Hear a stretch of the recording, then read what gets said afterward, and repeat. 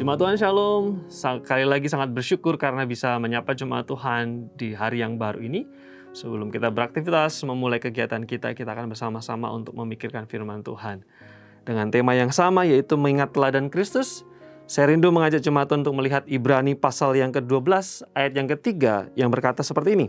Ingatlah selalu akan Dia yang tekun menanggung bantahan yang sehebat itu terhadap dirinya dari pihak orang-orang berdosa, supaya jangan kamu menjadi lemah dan putus asa.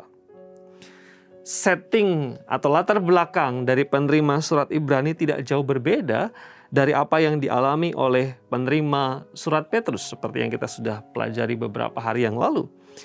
Penerima surat Ibrani adalah orang-orang yang memutuskan untuk percaya kepada Yesus Kristus. Sebagian besar mayoritas adalah orang-orang Ibrani asli. Lalu kemudian ketika mendengar kisah tentang Yesus, melihat karya Yesus, menerima pemberitaan para rasul, mereka memutuskan untuk percaya kepada Yesus. Dan karena keputusannya itu, mereka mendapatkan banyak tekanan, mereka mendapatkan banyak aniaya, mereka mendapatkan banyak kesulitan di dalam kehidupan. Oleh karena itu di dalam situasi itu, penulis surat Ibrani menuliskan di sana supaya kamu jangan menjadi lemah dan putus asa.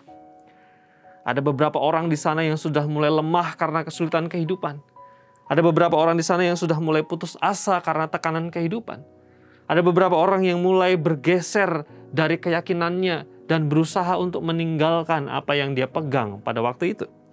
Dalam situasi itu, penulis surat Ibrani mengatakan bahwa ingatlah selalu akan Dia, ingatlah akan Kristus, yang dengan tekun menanggung bantahan sehebat itu, menanggung penderitaan dari orang-orang berdosa, dikatakan di sana.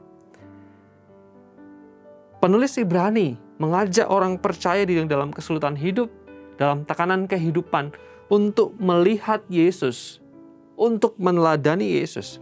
Bagaimana ketekunannya, bagaimana kesetiaannya, bagaimana proses penderitaan itu dilewati dengan segala ketekunan, ketabahan, dan kesabaran. Penulis Ibrani mengingatkan, ketika mengingat Yesus, lihat penyelamat kita, karya yang sempurna yang dilakukan dengan segala ketundukan, ketulusan dan ketabahan itu dilakukan untuk kita. Seharusnya kita orang percaya sebagai pengikutnya melakukan hal yang sama juga. Dengan tekun, dengan setia, dengan sabar menanggung kesulitan karena keputusan iman. Mungkin dalam masa tertentu kita sebagai orang percaya ketika menghadapi kesulitan kita sudah berkata, aku sudah berdoa tapi belum ada jawabannya. Aku sudah berusaha, tapi belum ada perubahan. Aku sudah berdoa, tapi masih susah di dalam kehidupan. Aku sudah setia, tapi belum ada titik terang dalam kehidupanku. Masih susah, masih menderita. Aku lemah dan mau putus asa. Jemaat yang terkasih, sama seperti penulis surat Ibrani mengingatkan kepada penerimanya, supaya jangan lemah dan putus asa, lalu kemudian pandang Yesus yang dengan segala ketekunan melakukan kehendak Bapa. Demikian juga kita seharusnya sebagai pengikut Kristus. Proses memang tidak mudah, proses memang kadang-kadang sulit, tapi proses tidak akan pernah mengkhianati hasil yang akan kita peroleh. Di rumah saya punya beberapa kain sumba yang diberikan oleh beberapa orang sahabat. Yang menarik adalah sebelum kain sumba itu jadi menjadi kain yang sangat indah,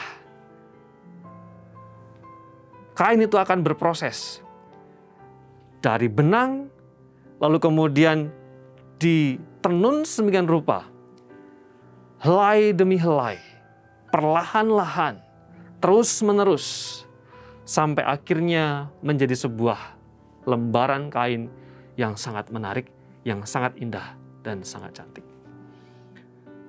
Sebelum menjadi kain, benang harus berproses sedemikian rupa dengan segala ketekunan dan ketabahan. Demikian juga kehidupan kita. Ketika dalam kesulitan, dalam situasi yang tidak mudah, mari terus berproses, yakin, tekun, dan sabar, sama seperti Kristus. Bila firman Tuhan ini menolong kita, menguatkan kita di masa-masa prapaskah ini. Kita berdoa. Terima kasih karena teladan Kristus yang sempurna, ketekunan Tuhan, ketabahan Tuhan, kesabaran Tuhan, ketaatan Tuhan, menguatkan kami. Berkati jemaat Tuhan dalam berbagai macam tantangan, pergumulan, dan kesulitan. Biarlah kami terus memandang Kristus dan teladan yang ditinggalkan. Di dalam nama Yesus kami bersyukur dan berdoa. Amin.